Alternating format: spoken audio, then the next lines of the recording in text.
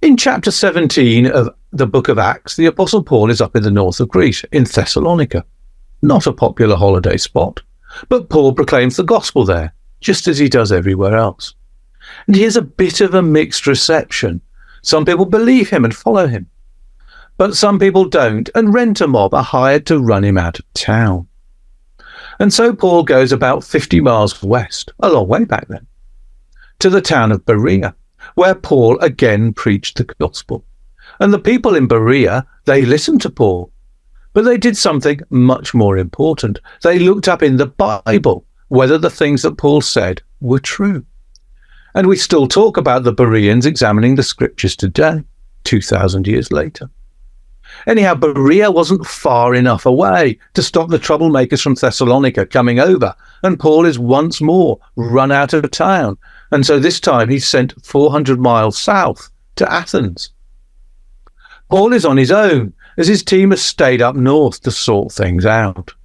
And Paul's bored, and he hates being bored, and so he takes an open-top bus tour around Athens, and it would have been very similar to today. He would have seen the Acropolis. It was already 600 years old when Paul saw it.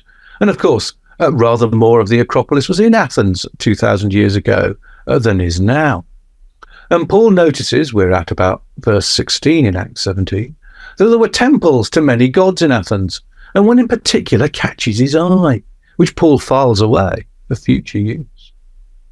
And so Paul decides to do something. He goes into the market squares in the city of Athens, and he proclaims the gospel of salvation through Jesus Christ, just as he always did. And some of the Athenians found him interesting, but others thought he was a babbler. And although Paul spoke perfectly good Greek, because he was talking about something foreign, some thought he was a barbarian.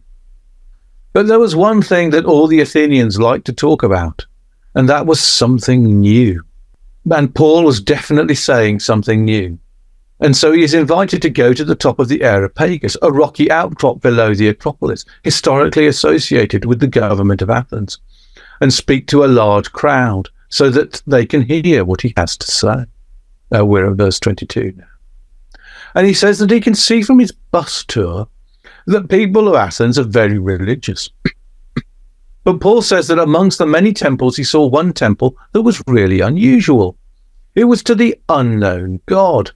The Athenians had built this temple lest they offend any god that they had forgotten. But Paul says, let me tell you about the God that you do not know. He made everything in heaven and earth. He doesn't live in buildings. God doesn't need us to look after him. No, it's the other way round. He gives everything to us. He created life. He filled the earth with it. And he is a God with a plan. And yet, despite all his majesty, he is never far from us.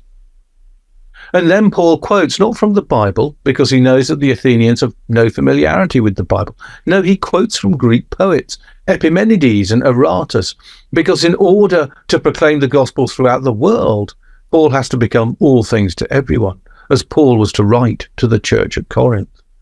And these quotes served his purpose. And Paul starts to conclude by saying, because God made us, we can't make God, even if we use gold or silver or stone or the finest artists. But then Paul becomes deadly serious, because he says God is prepared to set aside the fact that the Athenians are ignorant of him, but not indefinitely. Because there is a day in God's plan when the world will be judged by a man, God's son. You don't believe he was God's son? Well, he was raised from the dead so that we could be certain about that. Some of the Athenians, when they heard about the resurrection, they mocked. That never happened, they said. But some wanted to hear more, and some of them believed Paul and believed the gospel he preached. So, what do you want to do? Do you want to mock? Many have. Then the day of judgment will come as a surprise to you. Or do you want to hear more? You've come to the right place. And maybe you too will look forward to the day of judgment and what comes after it. It's up to you. Well, thank you for listening to me. You'll find many other similar talks here that will tell you more about the God that maybe you don't know yet, and his Son, and his salvation for you.